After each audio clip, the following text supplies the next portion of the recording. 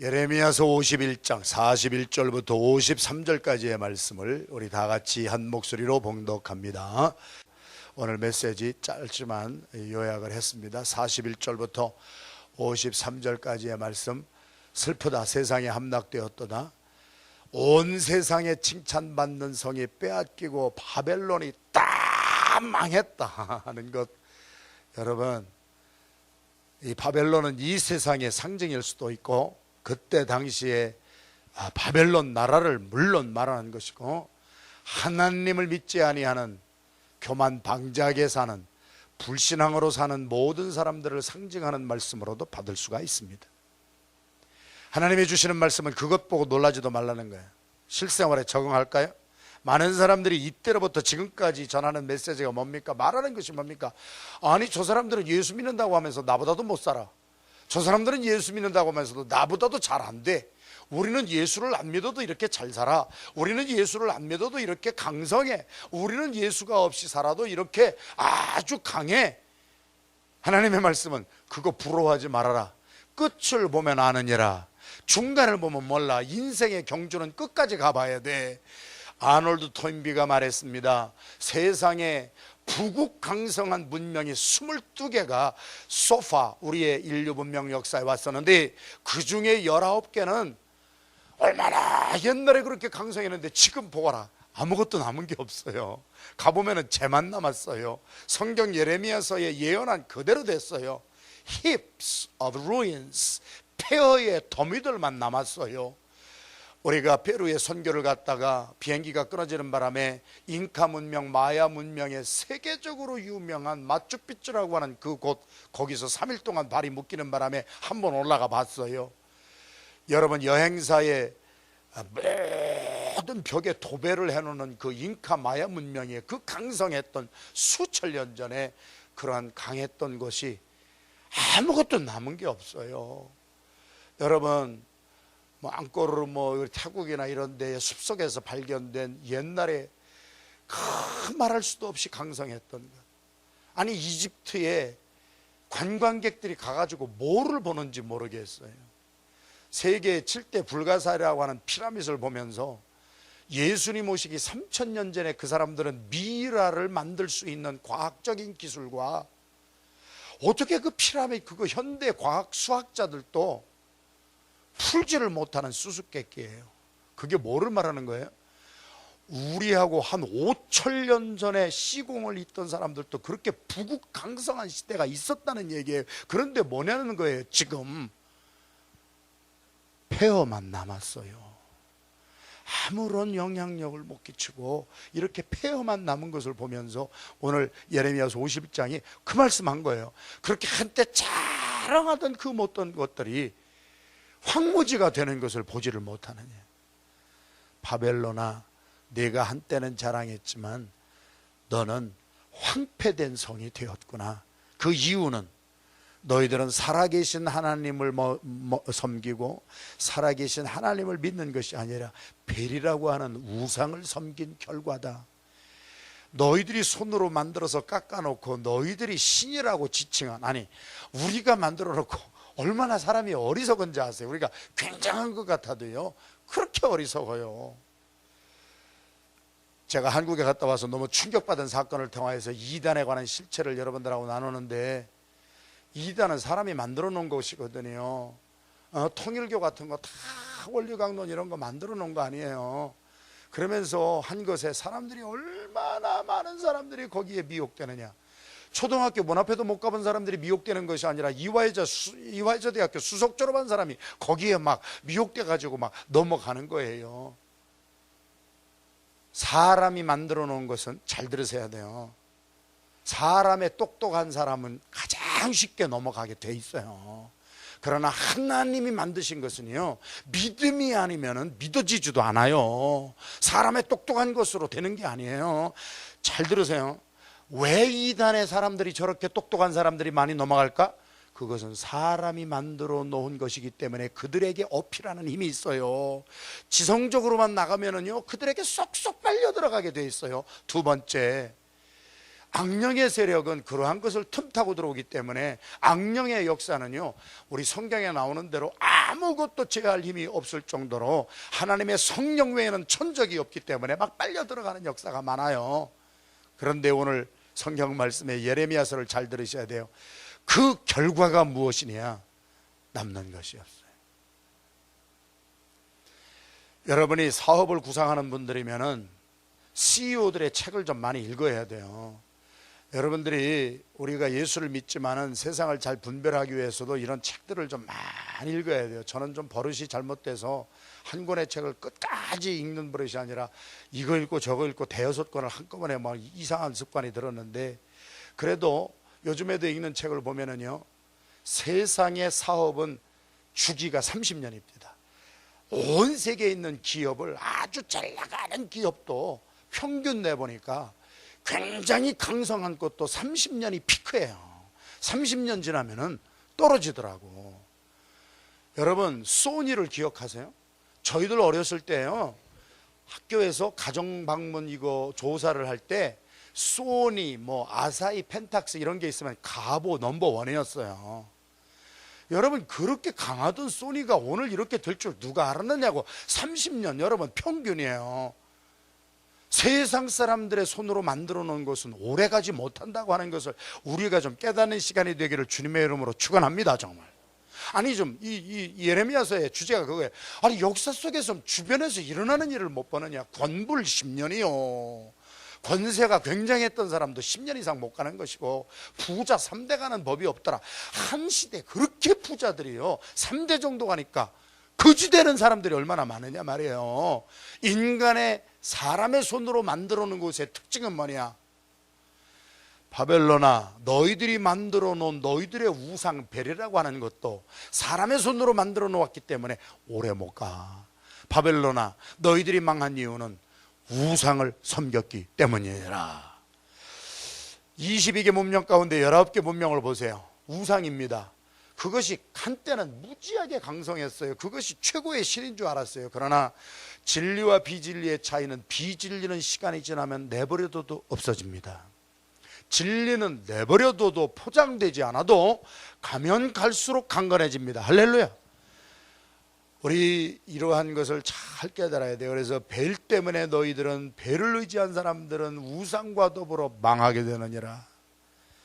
조금 관심 있으면 불교가 들어간데 다 보세요.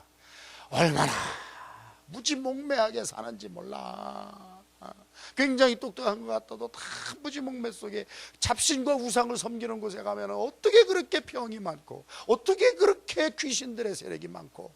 옛날 한국이요, 불교가 강성했던 시대에 한국은 온통 귀신들의 세력으로 그냥 가득 찼던 것을 우리가 알아야 돼요. 성경을 읽어보면 다 성경적이에요.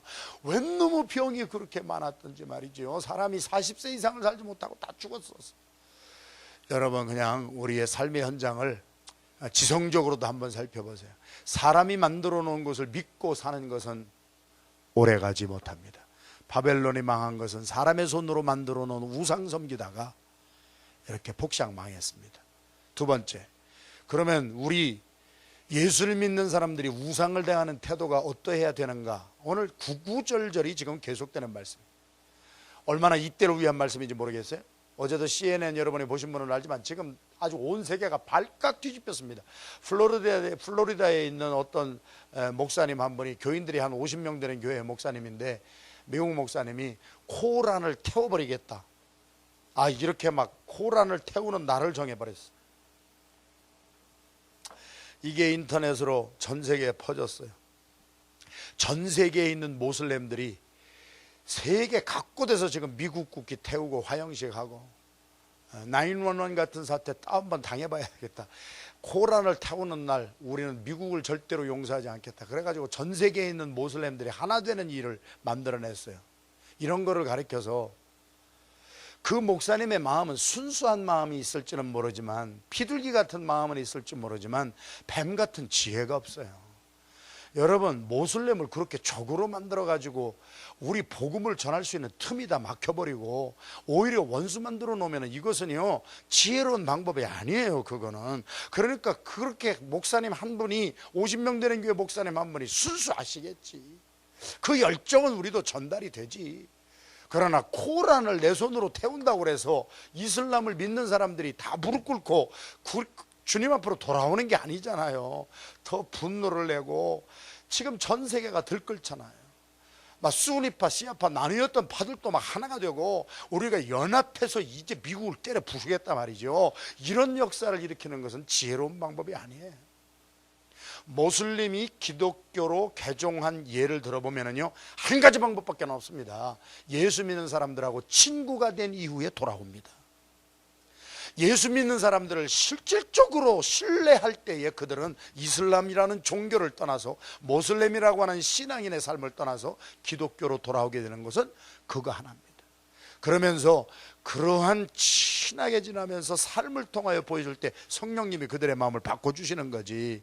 우리가 우리 손으로 코란을 태운다고 해서 이슬람 이 종교를 가지고 있는 모슬렘들이 돌아올 수는 없는 거예요. 더 반격이 일어날 수가 있는 거예요. 53절 한 절같이 읽겠습니다. 시작. 가령 바벨론이 하늘까지 솟아오른다 하자. 그 성을 높이어 견고히 한다 하자. 멸망시킬 자가 내게서부터 그들에게 이 말이라. 여호와의 말이니라. 물론 또 합력하여 선을 이루시는 그러한 것을 통하여서 하나님께서 또 역사하시는 것이 있겠지요. 그러나 우리가 믿어야 될 것은 하나님이 하신 말씀이에요. 바벨론이 높이 솟아오른다 하자. 지금 이슬람이 막 말할 수가 없습니다. 지금 여러분이 상상하지 못할 정도로 지금 심각해요. 저희 교회에서는 제가 말씀드렸잖아요. 한국의 기독교의 요람이라고 하는 한동대학교에 제가 집회를 2번 가서 내 눈으로 목도한 것도 한동대학교 안에도 모슬렘 선교사가 와가지고 아주 떳떳하게 나는 유학생으로 온 것처럼 가정에서 왔지만 실질적으로는 한동대학교를 모슬렘화교화해서 모슬렘에서 파송받은 모슬렘 선교사다 하는 학생이 한동대학교에서 지금 모슬렘을 선포하고 있잖아요. 30만 명이 넘는 모슬렘들이 각 도시가, 한국은 지금 지방자치제가 돼서 지방이 어떻게 해서든지 다른 지방하고 차별화를 해가지고 문화 행사들을 굉장히 많이 하는데 그 중에 제일 많이 하는 것이 이슬람 문화 행사예요.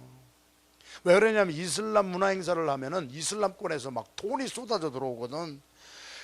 그러니까 그 돈 때문에 다 넘어가는데 거기에 문화의 사절단이라고 오는 사람들은요, 우리는 상상하지도 못할 정도로 생명 내놓고 모슬렘을 전파하기 위해서 훈련 받아가지고 정예부대가 된 모슬렘 선교사들이라고.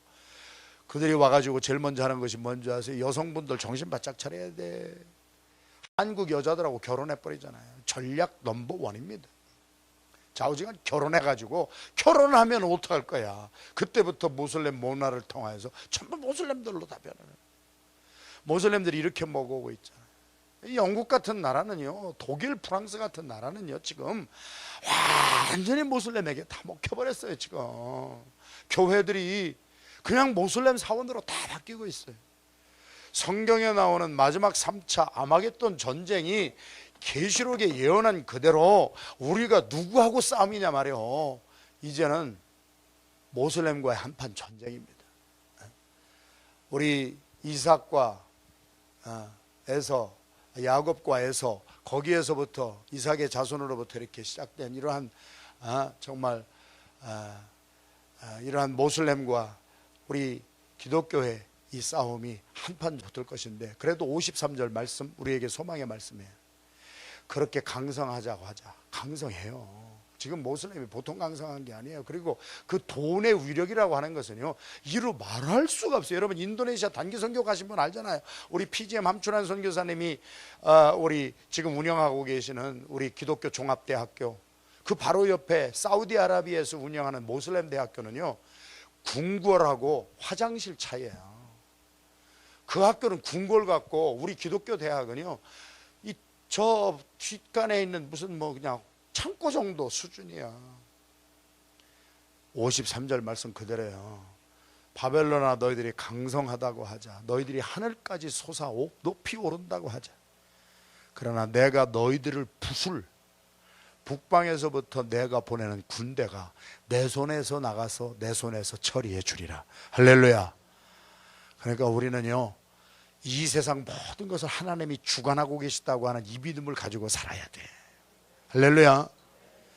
그래서 아무리 세상이 모든 것이, 아니 욥의 시대를 보세요. 욥이 그렇게 강성하다가 사탄의 세력이 틈타고 들어오니까 다 망하잖아. 그 재산 하루아침에 다 날아가잖아. 여러분, 이게 성경이 주시는 메시지. 이번에 경제 위기를 통해서도 이런 것까지, 경제적인 면까지 우리가 해안을 받아야 돼요.